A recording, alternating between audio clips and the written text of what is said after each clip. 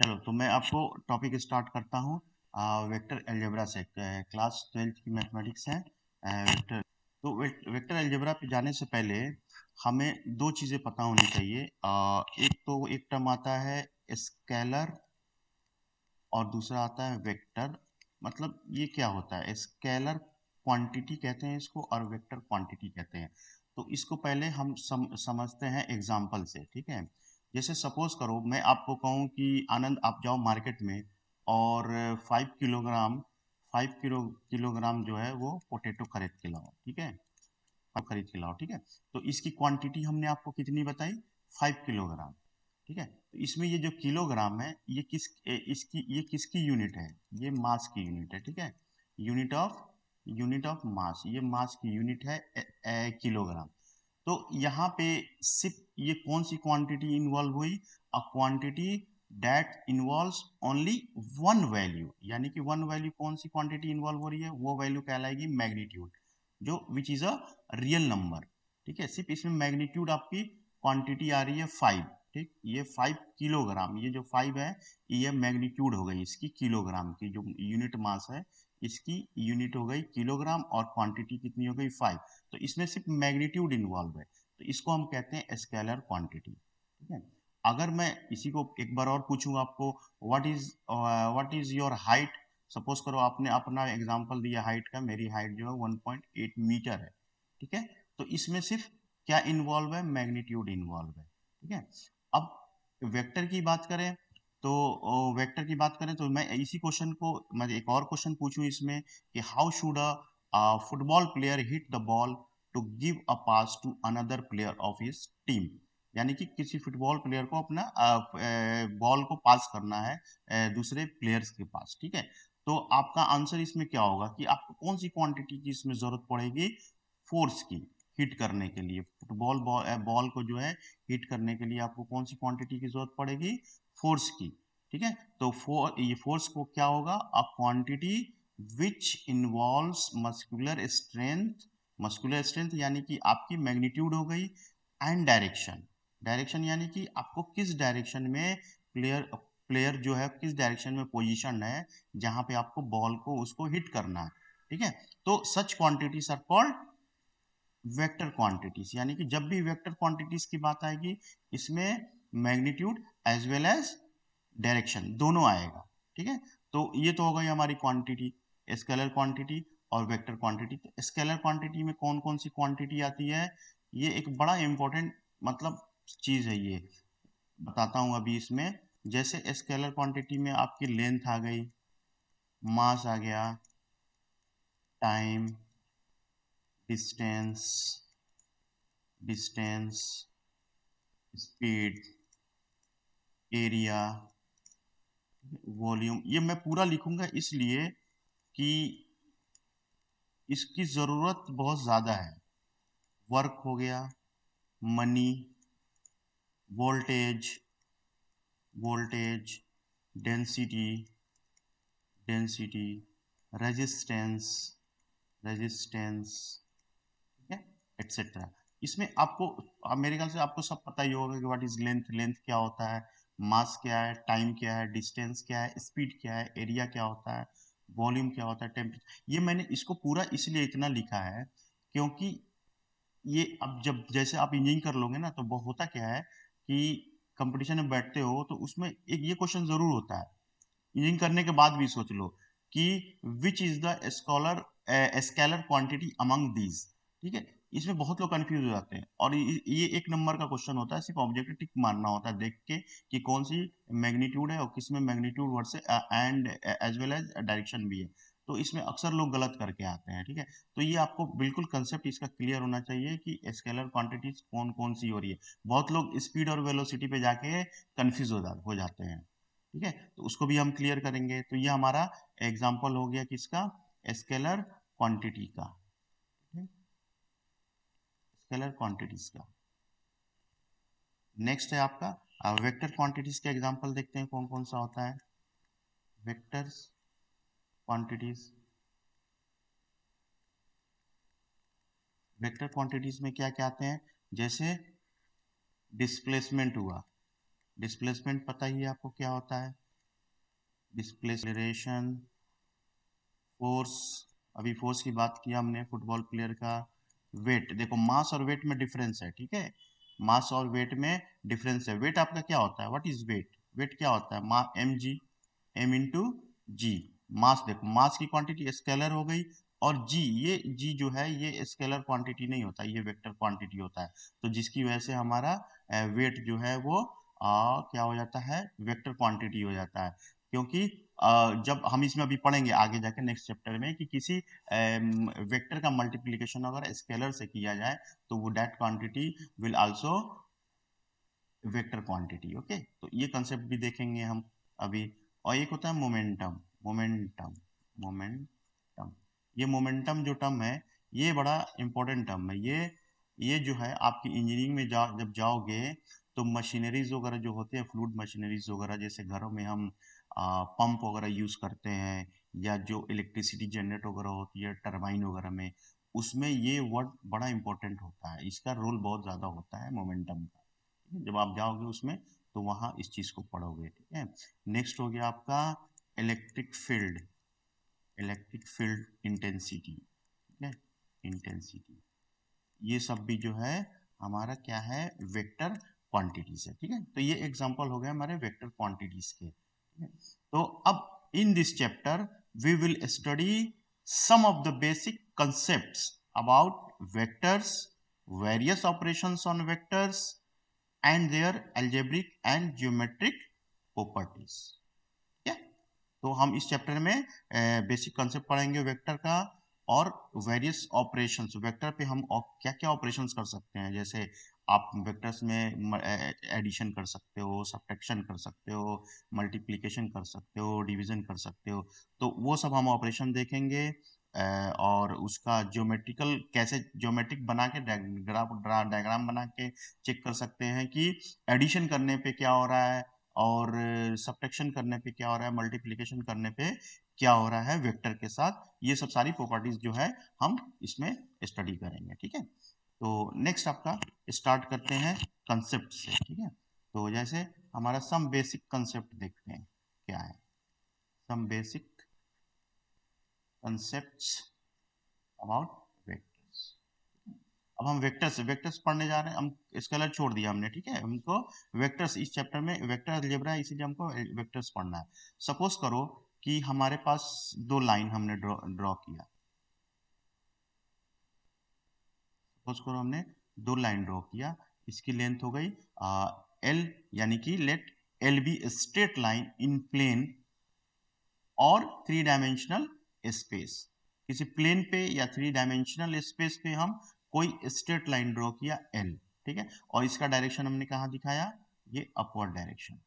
इसी लाइन को फिर एक हम ऐसे ड्रॉ कर लें, अगर इसी लाइन को डाउनवर्ड डायरेक्शन में, ठीक है, और ये आपकी स्ट्रेट लाइन हो गई एल, और इसको हमने नाम दे दिया, इन दोनों फिगर मिला के कंबाइंड फिगर 1। तो इस फिगर में हम देख सकते हैं कि ये जो स्ट्रेट लाइन एल ड्रॉ किया हमने, इसमें सिर्फ डायरेक्शन दिखाया है, ठीक है। ये एरो हेड से, ये एरो हेड जो है ये डायरेक्शन शो कर रहा है कि अपवर्ड डायरेक्शन में है, ये डाउनवर्ड डायरेक्शन में है। तो डायरेक्टेड लाइन, यानी कि इसमें directed line means only direction.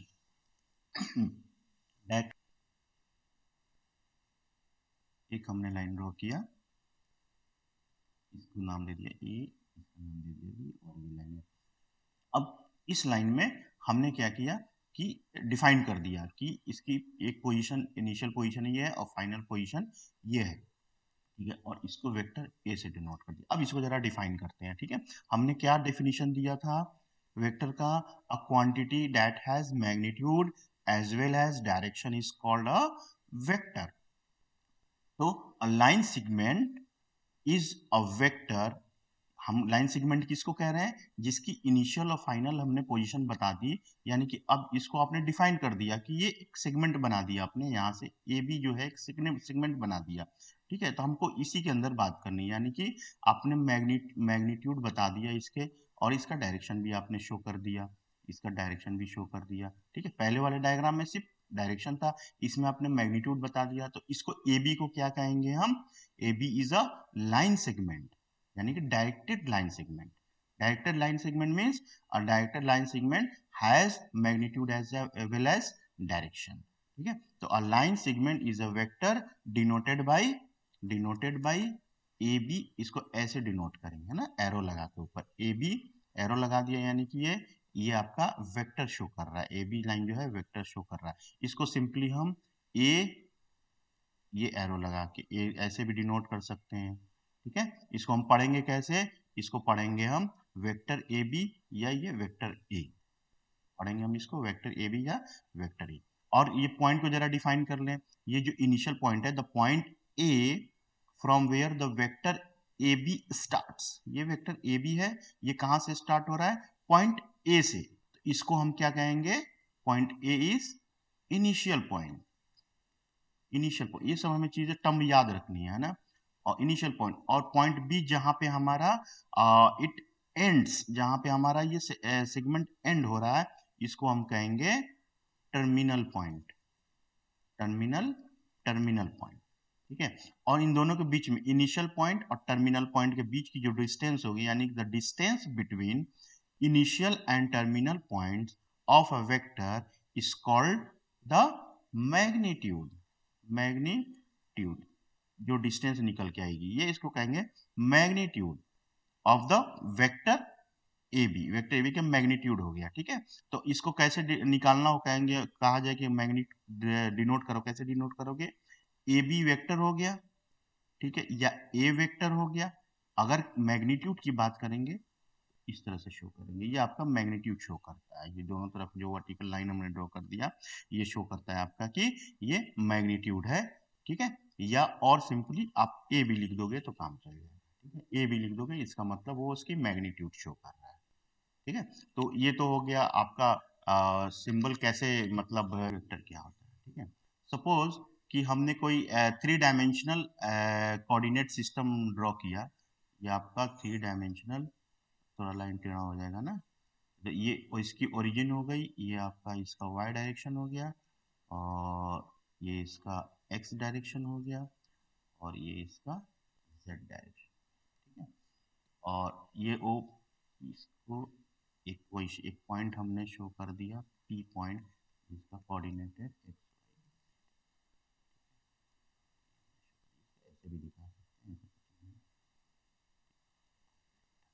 ठीक है, suppose let vector OP, OP आपको दिख रहा होगा, ये वाली लाइन, vector OP having O is the initial point and P is the terminal point. ठीक है, इज कॉल्ड पोजीशन वेक्टर, यानी कि ओपी को हम क्या कहेंगे, ओपी बार को, ओपी बार को हम कहेंगे position vector of the point P, यानी कि ये पॉइंट पी है, इस पॉइंट लगा के OP is the position vector of the point P, P का पोजीशन वेक्टर क्या है, ओपी है, विद रेस्पेक्ट टू, आपको ये भी बताना है किसके रेस्पेक्ट में, तो ओ के रेस्पेक्ट में, और ओ क्या है आपका ओरिजिन है, जिसका कोऑर्डिनेट क्या होगा, 0 0 0, ओरिजिन पे एक्स वाई जेड तीनों 0 होता है। ठीक है, और आपको पता है ये एक्स के इधर जब जाएंगे तो ये वाई के इधर जाएंगे तो ये निगेटिव होगा। ठीक है, अपोजिट डायरेक्शन में ये निगेटिव होता है, तो ओरिजिन पे ये 0 0 होगा, और पी का कोऑर्डिनेट क्या होगा, एक्स वाई जेड हमने मान लिया। तो आपने डिस्टेंस फॉर्मूला पढ़ा होगा, डिस्टेंस फॉर्मूला से अगर मैं इसकी लेंथ निकालना चाहूँ, यानी कि ओपी की लेंथ निकालना चाहूँ, ओपी की लेंथ मीन्स हमें इसका मैग्नीट्यूड पता करना है, ओपी का length means magnitude of the OP, तो डिस्टेंस फॉर्मूला से आप इसकी ओपी की मैग्नीट्यूड निकाल सकते हो। इसको क्या कैसे निकालोगे, X square plus Y square plus Z square, ये पोजीशन वेक्टर हो गया इसका। उसी तरह अगर मैं डायग्राम अगर शो ड्रॉ करूं, इस पे एक डायग्राम ड्रॉ कर रहा हूँ, कोऑर्डिनेट सिस्टम ऐसे ड्रॉ कर लिया, सपोज करो शो कर लिया, इस पे डिफरेंट डिफरेंट हमने लाइन दिखा दी, ऐसे ऐसे हमने सपोज करो शो कर लिया, इसको नाम दे दिया ए, इसका नाम दे दिया बी, इसका नाम दे दिया सी, नेमिंग कर दिया हमने, और ये इसके वाई डायरेक्शन हो गया, जेड हो गया। तो मैं कहूं कि ये प्रैक्टिस के लिए अगर आपको position vectors of point A B C with respect to O, ठीक है, इसको आपको बताना है, कैसे बताओगे कि ए कोई पॉइंट है, इसकी पोजीशन वेक्टर क्या होगी, ओ ए इसकी O A is the position vector of A with respect to O. उसी तरह O B is the position vector of point B with respect to O. उसी तरह इसको डिफाइन करेंगे, O C is the position vector of C point C with respect to O. I say इसको denote कर सकते हो, कुछ भी नाम दे दो, इसका ए बार, इसका बी बार नाम दे दिया, इसका सी बार नाम दे दिया। तो ये आपने पोजिशन वेक्टर इसका शो कर दिया। इसकी 3 डायमेंशनल कोऑर्डिनेट सिस्टम ड्रॉ करना होगा, 3 डायमेंशनल शो कर लिया हमने। ये हो गया x, हो गया y, z, और ये OP is the position vector. OP हमने पोजीशन वेक्टर ड्रॉ कर लिया। ये हो गया x y z, ये हो गया O हो गया इसको, ठीक है। तो इसमें सपोज एंगल अल्फा आपको दिख रहा होगा, बीटा दिख रहा होगा, गामा दिख रहा होगा। Angle alpha beta gamma made by the vector R, ये तीनों जो एंगल बन रहा है वो किसके थ्रू बन रहा है, vector R. R vector R यानी कि ओपी, ओपी के थ्रू बन रहा है। तो इसको हम कैसे बोलेंगे, कैसे इसको लैंग्वेज में सेट करेंगे, angles the angles alpha beta gamma made by the vector R with the positive directions of the x y z axis respectively। यानी कि ये जो है पोजीशन वेक्टर जो है, ये आपको पॉजिटिव डायरेक्शन में, यानी कि y के पॉजिटिव डायरेक्शन, x के पॉजिटिव डायरेक्शन और z के पॉजिटिव डायरेक्शन में ये एंगल इसको बना रहा है, ठीक है, position vector alpha beta gamma को। अब इसकी अगर कोसाइन वैल्यू ले लें, कोसाइन वैल्यू ले लें, कोसाइन वैल्यू मीन्स कि इसको हम अल्फा को कॉस अल्फा अगर बोले, बीटा को कॉस बीटा अगर बोले, हम कॉस बीटा बोले, इसको कॉस गामा बोले, तो इसको हम कहते हैं डायरेक्शन कोसाइन। यानी कि cos alpha cos beta cos gamma are called direction cosine, direction cosine कहते हैं इसको, ठीक है। किसका direction cosine, of the vector R, R का direction of the vector R, R का डायरेक्शन कोसाइन इसको हम कहते हैं। यूजुअली डिनोटेड बाय, इसको हम किससे डिनोट करते हैं, कॉस अल्फा को हम एल मान लेते हैं, कॉस बीटा को हम एम मानते हैं, और कॉस गामा को हम एन मान के चलते हैं, ठीक है। तो अब इसमें हम देखते हैं, एक ट्राइंगल लेके चलते हैं, triangle O A P, triangle O A P, देखो ओ ए पी, यानी कि इसको पी से अगर मिला लिए, ठीक है, ये पॉइंट पी है। ट्राइंगल ओ ए राइट एंगल ट्राइंगल बनेगा। तो राइट एंगल ट्राइंगल अगर लेके चले ओ ए पी को, तो इसमें हम कॉस अल्फा निकाल सकते हैं। Cos alpha is equal to क्या होगा, एक्स अपॉन आर, ये वाले ट्राइंगल में ओ ए पी में। यानी कि इसको ऐसे हम बना लें, इसको ऐसे दिखा देते हैं, ऐसे बनेगा, अल्फा हो जाएगा, ये आर हो जाएगा, ये एक्स हो जाएगा, ये पॉइंट ये हो गया, पॉइंट हो गया, ये 90 डिग्री हो जाएगा। ये एक्स एक्सिस की बात हो रही है, एक्स एक्सिस पे, और ये पी हो गया।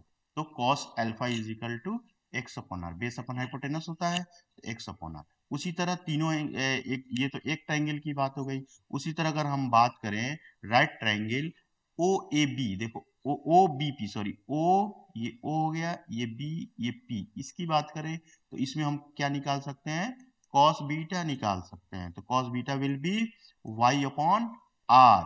उसी तरह अगर हम angle triangle O C P, O C P की बात करें, तो इस ट्राइंगल से हम क्या निकाल सकते हैं, कॉस गामा निकाल सकते हैं। इसको हम कहते हैं जेड अपॉन आर, ठीक है। तो हमारे पास तीनों एंगल आ गया, यानी कि तीनों एंगल मींस डायरेक्शन कोसाइन आ गया। हम डायरेक्शन कोसाइन की बात कर रहे थे ना, तो डायरेक्शन कोसाइन क्या होगा, डायरेक्शन कोसाइन होगा कि जो आपने कोसाइन वैल्यूज लोगे, जो भी एंगल बन रहा है वेक्टर के थ्रू, ये पोजीशन वेक्टर के थ्रू जो भी एंगल बन रहा है, उसका अगर हम कोसाइन वैल्यू ले लें, तो that is called direction cosine, ठीक है।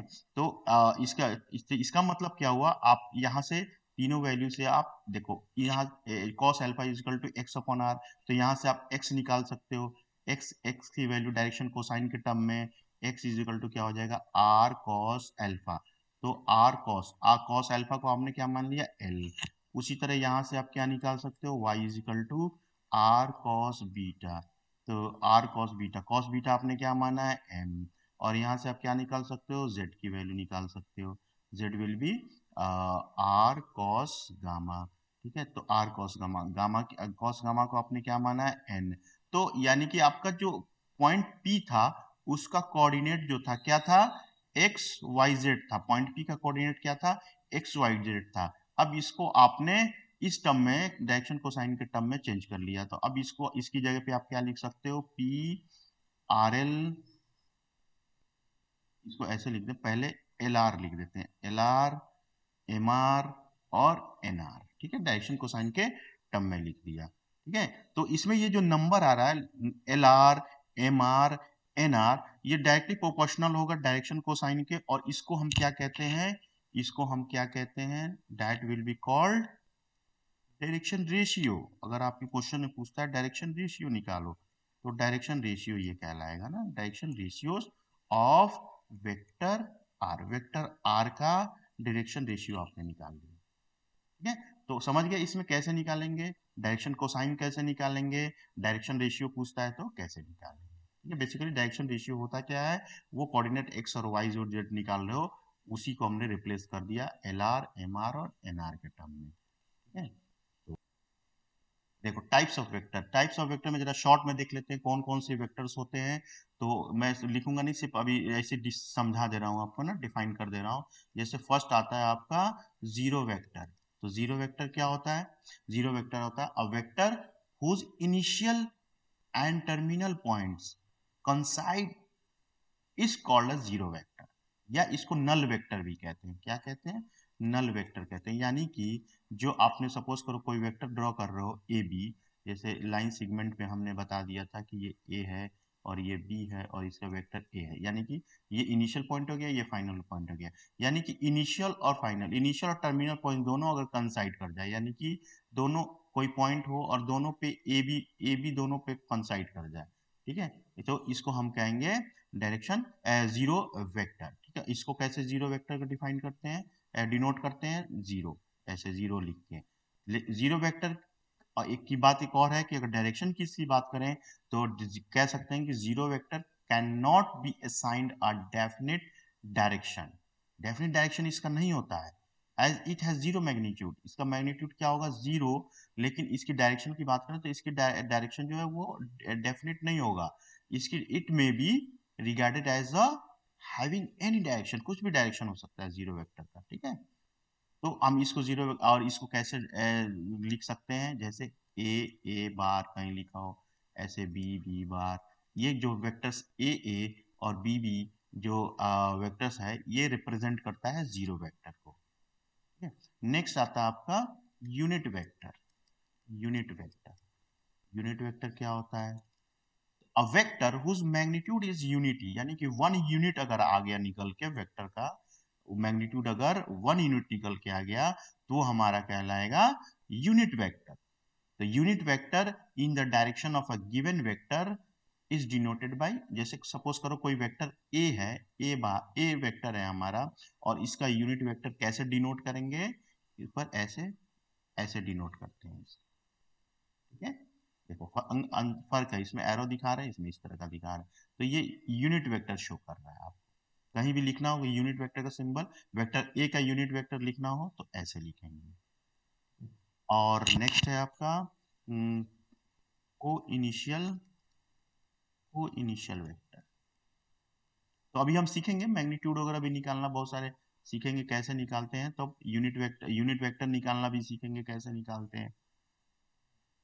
को initial vector, coinitial vector क्या होता है, इसको डिफाइन ऐसे कह सकते हैं कि two or more vectors having the same initial point are called the coinitial vector. Same initial point हो, यानी कि सपोज करो ऐसे डायग्राम से समझते हैं, सपोज करो कोई वेक्टर ऐसे है, कोई वेक्टर ए है, और ये आ गया हमारा वेक्टर बी इस डायरेक्शन में है, और वेक्टर सी हमारा इस डायरेक्शन में। तो वी कैन से कि ये तीनों वेक्टर का इनिशियल पॉइंट कहाँ है, ये है इनिशियल पॉइंट, ये इसका सपोज करो ओ पॉइंट है, ये इसका इनिशियल पॉइंट, ओ से आपका ए वेक्टर निकला, ओ से ही बी वेक्टर निकला, सी से ही हमारा बी। इनिशियल पॉइंट सेम है लेकिन टर्मिनल पॉइंट्स अलग है, अलग हो सकता है, ठीक है। तो एक ही इनिशियल पॉइंट से जितने भी दो या दो से ज्यादा अगर वेक्टर्स हों तो उसको हम कहते हैं को इनिशियल वेक्टर्स, ठीक है। तो ए बी सी इसको हम कह सकते हैं vector A, vector B and vector C are coinitial vector, coinitial initial coinitial vector. Next है collinear, collinear collinear collinear vector क्या होता है? Two or more vectors are said to be collinear if they are parallel to the same line, irrespective of their magnitude and direction। यानी कि अगर कोई vector अपने line से लाइन के थ्रू अगर दिखा रहा हो, वेक्टर ए हो गया ये, और ये वेक्टर बी हो गया ऐसे, या ऐसे आप कह सकते, ऐसे लिख दो इसको, ठीक है। तो देख सकते हैं कि इस ए की मैग्नीट्यूड और बी की, इन दो, ये बाकी दो डायग्राम जो हमने बी का बनाया है, इन दोनों के मैग्नीट्यूड में मतलब चेंज है, ठीक है। ये बड़ी लाइन हो गई, ये छोटी लाइन हो गई, तो मैग्नीट्यूड सेम है, तो मैग्नीट्यूड पे हमको विचार नहीं करना, irrespective of their magnitude and direction. तो डायरेक्शन भी नहीं देखेंगे, जैसे इसका डायरेक्शन इधर है और इसका डायरेक्शन इधर है, ठीक है, इसको भी नहीं देखना हमें। लेकिन हमें जरूरी चीज क्या देखनी है कि दोनों वेक्टर जो है वो एक दूसरे के पैरेलल हो, ठीक है, पैरेलल, सेम लाइन में पैरेलल, ठीक है। तो ये पैरेलल है, तीनों ये पैरेलल है, तो हम कह सकते हैं कि ये वेक्टर जो है वो कोलिनियर वेक्टर है, ठीक है। नेक्स्ट है आपका इक्वल वेक्टर,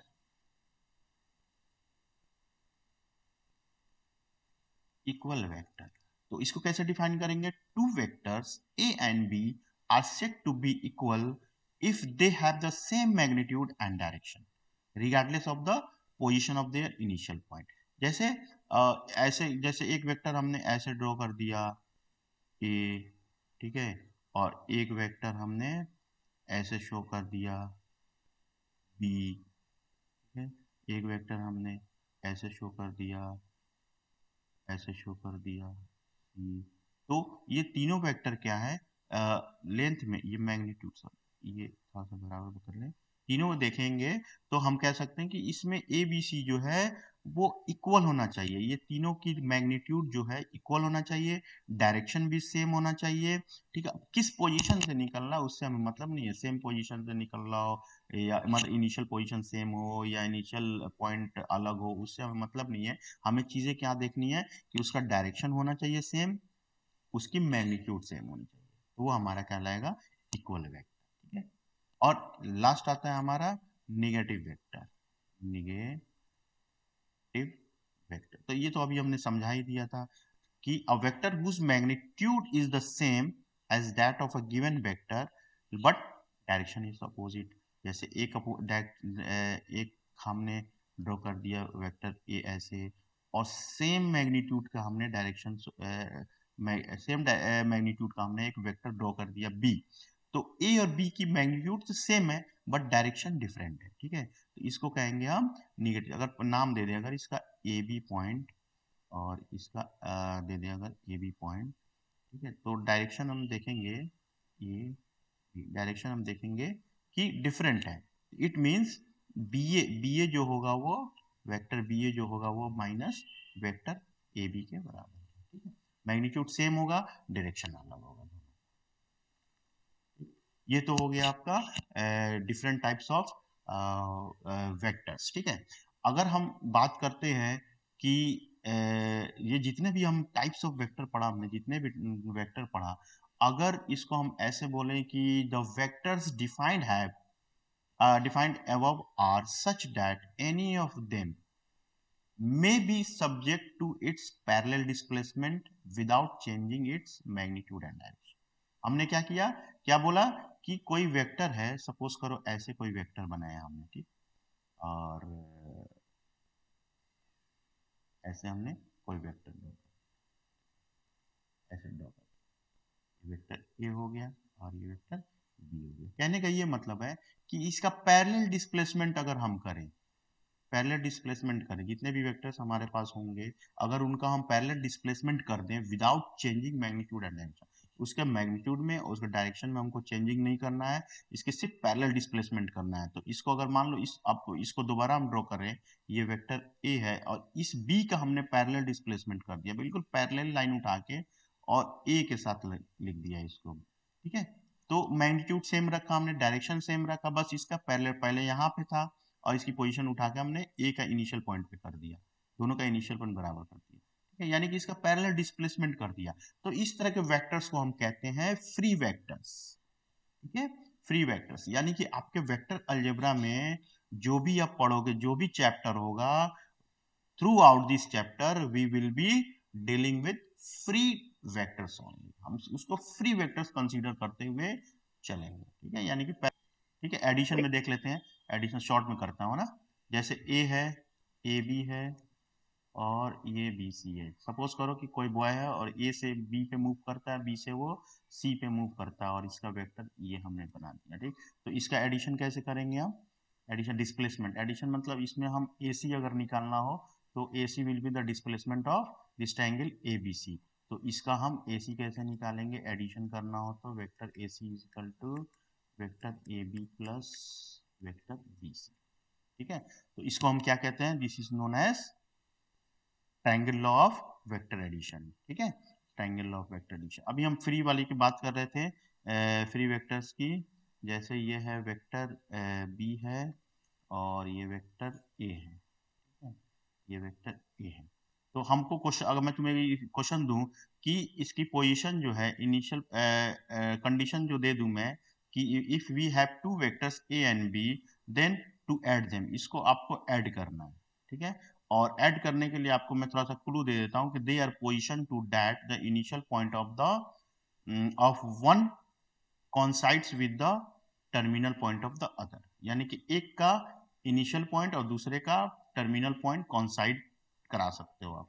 तो इसको आप ऐसे ड्रॉ कर सकते हो, इसको एडिशन करना हो तो इसको आपने वेक्टर ए मान लिया, ए बी को वेक्टर ए मान लिया और आपको बी को रिप्लेस करना ना, तो इसको एज अ फ्री वेक्टर हम मान के, फ्री वेक्टर मान के इसको हम इस क्या करेंगे, इसको इसको यहाँ पे पोजीशन कर देंगे। तो ये हमारा क्या लाएगा, वेक्टर बी। तो देखो इसको के लिए इसका टर्मिनल पॉइंट, ए बी का टर्मिनल पॉइंट हो गया बी और बी सी का टर्मिनल इनिशियल पॉइंट हो गया बी। तो कंडीशन भी आपका फुलफिल हो गया और आपने फ्री वेक्टर को एज अ पैरेलल शिफ्ट भी कर दिया without changing magnitude and direction. तो अब आपका ये जो आ जाएगा वो वेक्टर क्या आ जाएगा, vector A plus vector B. तो ये भी, तो ये वेक्टर ए बी हो गया, ए सी हो गया वेक्टर ए प्लस बी, ठीक है।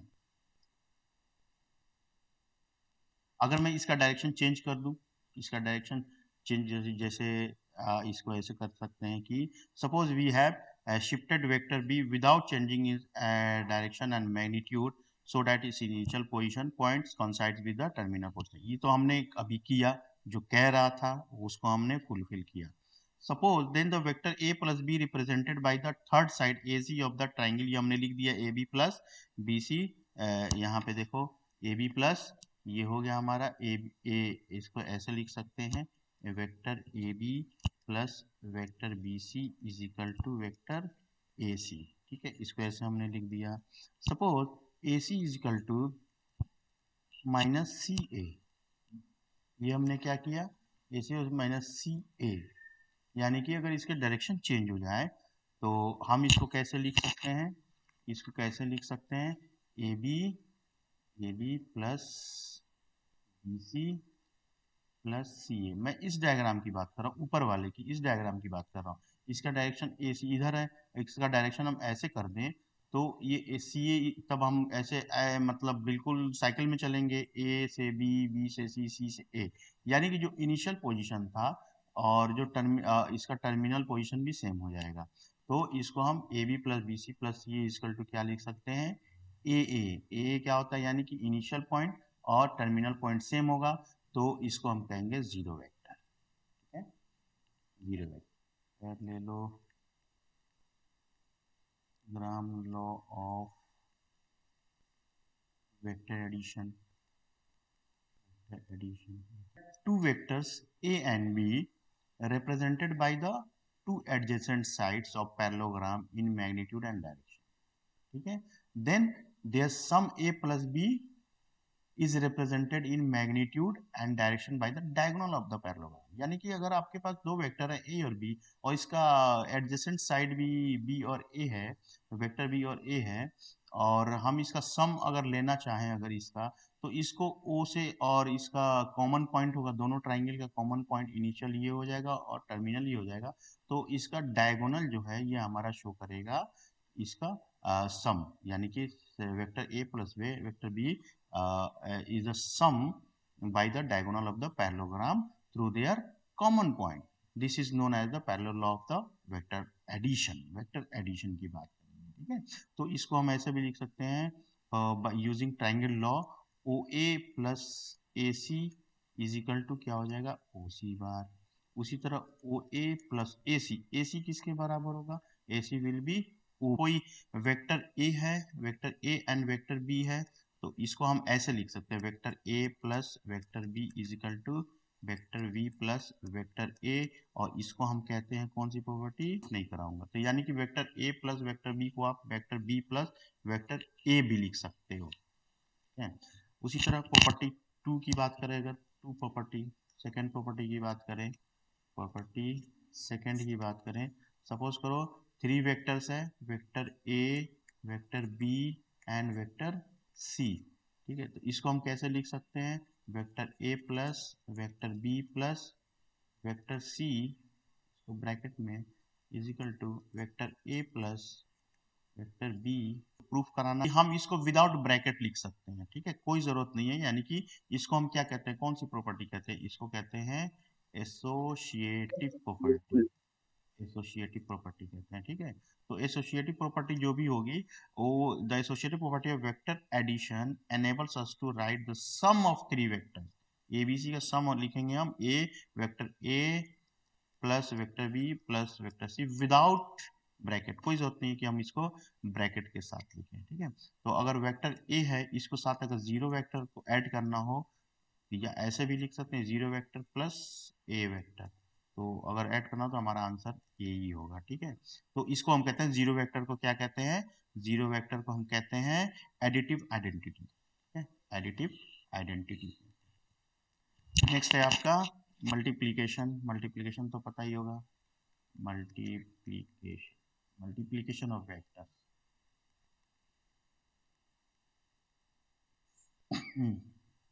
जैसे सपोज करो कोई वेक्टर ए है, और ये आपका वेक्टर ए वेक्टर हो गया ये, और एक कोई लैम्डा टर्म है, ये हो गया स्केलर हो गया, तो इसका प्रोडक्ट हमको निकालना हो, यानी कि इसको कैसे कैसे कहेंगे, product of the vector A by the scalar, यानी कि lambda is equal to lambda से मल्टीप्लाई करना है ए में, तो lambda A bar is called the multiplication of the vector by the scalar. और ये जो मल्टीप्लीकेशन में टर्म जो आएगा वो कॉलिनियर होगा, कॉलिनियर यानी कि पैरेलल होगा टू द वेक्टर ए के, वेक्टर ए के पैरेलल होगा, यही डिफिनेशन है ना, मैग्नीट्यूड कुछ भी हो, डायरेक्शन कुछ भी हो, लेकिन पैरेलल होना चाहिए, तो ये पैरेलल होगा, ठीक है, भले ही मल्टीप्लाई आपने किया। डायरेक्शन ऑफ वेक्टर, इसका डायरेक्शन अगर की बात करें तो depends upon the value of lambda, lambda की वैल्यू पे डिपेंड करेगी, अगर लैम्डा पॉजिटिव होगा या लैम्डा नेगेटिव होगा, तो इस पे हमारा इस लैम्डा ए का डायरेक्शन भी डिपेंड करेगा, ठीक है। अगर इसको ग्राफिकली समझना हो, यानी कि ग्राफिक विजुअलाइजेशन करना हो, तो सपोज करो कि हमारा कोई वेक्टर ए है, वेक्टर ए है, इसको अगर हाफ कर दें, तो ऐसे हम विजुअलाइज करके लिख सकते हैं हाफ वेक्टर। डबल करना हो तो इसको डबल कर सकते हैं, आएगा एरो, इसको डबल कर सकते हैं, तो ये वेक्टर टू बार हो जाएगा। माइनस में हाफ करना हो तो माइनस हाफ वेक्टर हो जाएगा, माइनस में डबल करना हो तो माइनस, ये इसको विजुअलाइजेशन से हम शो कर सकते हैं इसको इस तरह से, ठीक है। नेक्स्ट आपका components, components of a vector का कंपोनेंट कैसे निकालते हैं, सपोज करो कि आपने वैसे ही ड्रॉ कर लिया थ्री कोऑर्डिनेट्स, ये हो गया ओ,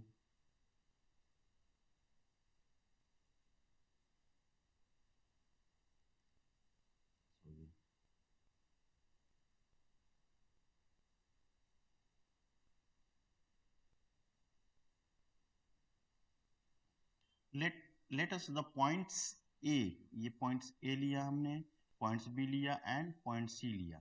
ठीक है, तो अगर इसकी हम वो करेंगे एक्स एक्सिस वाई एक्सिस और जेड एक्सिस पे हम कोई पॉइंट ए बी से लिया अगर हमने, तो इसका अगर हमें वो करना हो कोऑर्डिनेट इसका दिखाना हो, तो ए का हम दिखा सकते हैं यहाँ तक के डिस्टेंस ए, यानी कि एक्स डायरेक्शन में सपोज करो 1 हो गया, वाई वाई जेड की वैल्यू वाई जेड की वैल्यू 0 हो गई, इसमें एक्स 0, ये वाई 1 और ये 0, और सी का 0 0 और 0 और जेड की वैल्यू रहेगी। ठीक है, देन क्लियरली हम इसमें ऐसे लिख सकते हैं कि मैग्नीट्यूड ऑफ ए क्या होगा 1, O A magnitude of O B is equal to 1, magnitude of O C is equal to 1।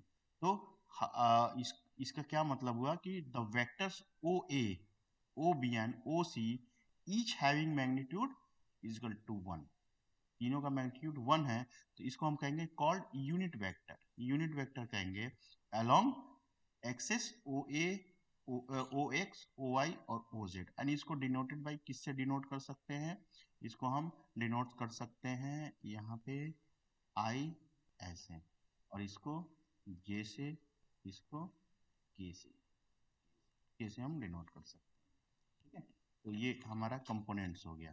तो जैसे अब इसको अच्छे तरीके से समझना हो तो थोड़ा इसका ये व्यू बना के समझ सकते हैं,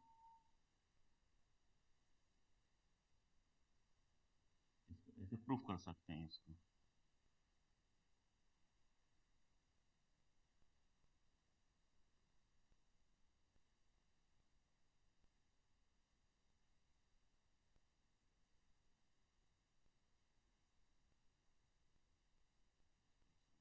इसको हम नाम एस दे दिया, ये ओ, इसको हम क्या क्या लिख सकते हैं, ये क्यू पॉइंट, ये पी वन पॉइंट, ये पी, और ये आपका ओपी जो है ये पोजीशन वेक्टर हो गया, आर, इसका कोऑर्डिनेट बार बार लिखने की जरूरत नहीं है, आर जेड जगह लिखकर आ दे रहा हूँ, ये जेड के लिख सकते हैं और इसको वाई जे लिख सकते हैं। ठीक है, तो इसमें हम कह सकते हैं now consider the position vector OP of a point P in figure, let P one क्या है, पी का पी वन जो है वो the foot of the perpendicular from P on the plane, किस प्लेन पे है, X Y X O Y पे है, एक्स ओ वाई प्लेन पे ये परपेंडिकुलर इसका। तो देन आई जे के क्या लिखा हमने, जे के आई जे के जो हो गया यूनिट वेक्टर हो गया, अभी बताया हमने अलोंग द एक्सेस।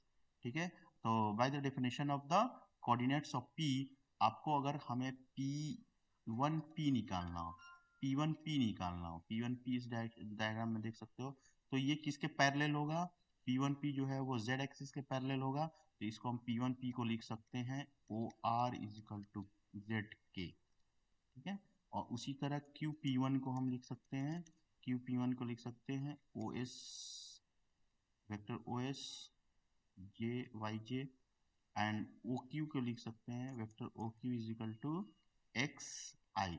तो अगर ट्राइंगल की बात करेंगे तो देखेंगे, अगर triangle O Q P one, O Q P one triangle की अगर बात करें, ओ क्यू पी वन, तो इस ट्राइंगल से हम क्या निकाल सकते हैं, O P one vector is equal to O vector O Q plus vector Q P one, इसको हम लिख सकते हैं एक्स आई और वाई जे। उसी तरह ओपी ओपी निकाल सकते हैं, triangle O P P one P से, triangle O P one P से OP is equal to O vector O P one plus vector P one P. ठीक है, तो इसको यहाँ पे निकाल ही लिया हमने, ओ पी वन तो निकाल चुके हैं, तो x I plus Y J plus और ये हो जाएगा जेड के, यानी कि पोजीशन वेक्टर अगर कोई है, कोई पोजीशन वेक्टर पी है OP with reference to O, तो इसका हम ओपी वेक्टर ओपी और आर की ऐसे डिनोट कर सकते हैं, X I plus Y J, इसका कंपोनेंट के टर्म में लिख सकते हैं, वेक्टर ओपी को हम कंपोनेंट के टर्म में लिख सकते हैं। ठीक है, तो इसमें कुछ क्या कहते हैं, this form of any vector is called its component form, यानी कि कंपोनेंट फॉर्म में हमने लिख दिया। तो इसमें क्या क्या टर्म आ रहा है, X Y Z. X Y Z क्या होगा, हमारा स्केलर कंपोनेंट होगा आर का। एक्स आई वाई जे और जेड के जो है वो वेक्टर कंपोनेंट होगा, ठीक है, वेक्टर कंपोनेंट हो जाएगा इसका। और समटाइम्स एक्स वाई जेड को हम रेक्टेंगुलर कंपोनेंट भी कहते हैं, ठीक है। तो पाइथागोरस थ्योरम से हम इसकी वो निकाल सकते हैं, क्या कहते हैं, इसका मैग्नीट्यूड निकाल सकते हैं, ठीक है। तो जैसे ट्राइंगल ओ क्यू पी की बात करें, ओ क्यू पी वन की बात करें, तो ओ पी वन का मैग्नीट्यूड हम निकाल सकते हैं directly X square plus Y square देख के, ठीक है। मैं डायरेक्ट लिख रहा हूँ फॉर्मूला कैसे निकल रहा है, X square plus Y square plus Z square, उसी तरह ओपी निकल जाएगा ये, ठीक है। तो इसका कंपोनेंट के फॉर्म में लिख के इसकी मैग्नीट्यूड एक्स वाई जो भी इसका स्केलर क्वांटिटी होगा जो एक्स वाई जेड, उसका हम निकाल सकते हैं डायरेक्टली, ठीक है। चलिए क्वेश्चन जैसे मैं लिख रहा हूँ यहाँ पे, इसको आंसर हम लोग देते हैं ना। Example, if vector A and B, कोई टू वेक्टर्स है, ठीक है, directly in the form of हम लिख रहे हैं इसको कंपोनेंट के फॉर्म में लिख रहे हैं। तो A one I plus A two J plus A three K and B वाले टर्म को B one I plus B two J plus B three K, इसको ऐसे लिखते हैं अगर हम। तो मैं कहूँ कि इसका सम निकालो, सम यानी कि रिजल्टेंट निकालो। अच्छा एक चीज और है, ये सम और रिजल्टेंट का मतलब क्या होता है, इसके एप्लीकेशन में एक एग्जांपल बता रहा हूँ। जैसे इलेक्ट्रिक, जैसे पावर प्लांट वगैरह होता है, तो वहां से इलेक्ट्रिसिटी वगैरह जो जनरेट होती है वो किसके थ्रू होती है, मेन कंपोनेंट उसका होता है टरबाइन होता है, ठीक है। और जो पाइप पेनस्टॉक कहते हैं, पेनस्टॉक का मतलब होता है मोटी मोटी पाइपें लगी होती हैं, लार्ज डायमीटर के पाइप को हम पेनस्टॉक कहते हैं, ठीक है। तो उसमें वहां से वो सीधे डैम से जो पानी आता है, वो डैम से पानी आके जो पंप, जो पेनस्टॉक होता है उसके आउटर पे एक नोजल लगा होता है, ठीक है। उस नोजल से जो पानी निकलता है ना, वो जेट के फॉर्म में निकलता है, ठीक है, जेट के फॉर्म में। तो वो जेट की जो वेलोसिटी होती है, वेलोसिटी की बात आते हैं, वो वेक्टर क्वांटिटी हो गया, ठीक है। वो जेट की वेलोसिटी जो होती है, जैसे यहाँ पे एक मैं डायग्राम देख लो, जैसे ये आपका पाइप के थ्रू ये जेट से आपका वो निकल जेट के फॉर्म में पानी निकलता है ये, ठीक है। ये स्ट्राइक, ये जब नोजल से जब ये जेट निकलता है, तो यहाँ पे क्या है कि आपका एक वो बना होता है, टरबाइन बना होता है, ठीक है। डिफरेंट डिफरेंट तरह के टरबाइंस होते हैं। तो इसकी ये ब्लेड है, ये व्हील पे ये घूमता रहता है, ठीक है। तो इसकी इसकी अपनी वेलोसिटी से ये मूव करता रहता है। तो जब इस सपोज करो इसकी वेलोसिटी हो गई v और इसकी वेलोसिटी हो गई u, तो ये जब जेट स्ट्राइक करता है अपनी वेलोसिटी से v से, और u की अपनी वेलोसिटी होती है, तो इसमें हम सम कर देते हैं, यानी कि रिजल्टेंट निकालते हैं, ठीक है। यह यहाँ पे एप्लीकेशन हुआ आपका summation of addition of vector, तो रिजल्टेंट वेक्टर निकालते हैं इसका, ठीक है। तो अब रिजल्टेंट वेक्टर देखेंगे कि भाई इसका कौन से अपोजिट डायरेक्शन में मूव कर रहा है या सेम डायरेक्शन में मूव कर रहा है, तो वो प्लस माइनस ओवर लेते हैं, ठीक है। तो इसका एप्लीकेशन ये है, ठीक है। जब इंजीनियरिंग फील्ड में जाओगे तो इस तरह का वेक्टर का आपका एप्लीकेशन मिलेगा। तो यहाँ पे अगर जैसे हमने दो वेक्टर कंपोनेंट फॉर्म में लिया, तो वेक्टर ए, अब इसका इसका अगर हम सम और रिजल्टेंट अगर हमें निकालना हो, तो vector A plus vector B का निकालना हो, तो अलग अलग लिख सकते हैं ना, ये तो पता ही होगा आपको। e1 प्लस b1 आई का टर्म लिख दिया, plus b1 b2 plus b2 ए का लिख दिया, प्लस b3 प्लस b3। तो ये आ गया आपका इसमें, ठीक है, समेशन। उसी तरह डिफरेंस भी लिख सकते हैं, डिफरेंस में माइनस हो जाएगा, ठीक है। और इक्वल होगा, यानी कि अगर कंडीशन हमारा हो vector A and B are equal if and only if, कब मतलब हमारा इक्वल होगा, जब इसके कंपोनेंट्स इक्वल, जब इसके ये स्केलर क्वांटिटीज जो होंगे वो इक्वल होंगे, ठीक है। यानी कि a1 is equal to b1, a2 is equal to b2, a3 is equal to b3, तो ये हम कहेंगे कम। उसी तरह मल्टीप्लीकेशन करेंगे, जो भी मल्टीप्लिकेशन टर्म होगा उससे मल्टीप्लाई करेंगे, ठीक है। और उसी तरह से कभी कभी ऐसे भी लिखा रहता है कि अलग मल्टीप्लिकेशन और एडिशन एक साथ रहता है, ए- ऐसे रहता है, m से भी मल्टीप्लाई कर दिया, k से भी मल्टीप्लाई कर दिया, तो इसको हम ऐसे लिख सकते हैं, a प्लस चलो ये सब छोटी छोटी चीजें हैं, ये पता होगा तुम्हें, है ना। ए, सपोज करो कोई एग्जांपल हम ले लिया हमने, वेक्टर ए है x I plus 2j plus Z के, और वेक्टर बी हमने ले लिया 2i प्लस वाई जे प्लस के, और जो कह रही है कि दोनों इक्वल है, आर इक्वल, ठीक है। इस तरह से है वेक्टर कि आर इक्वल है, तो इक्वल होगा तो क्या होगा, इसकी वैल्यू कैसे निकलेगी एक्स वाई जेड की। तो अगर वेक्टर इक्वल है तो ये इसके स्केलर क्वांटिटीज जो होंगे वो इक्वल हो जाएंगे, यानी कि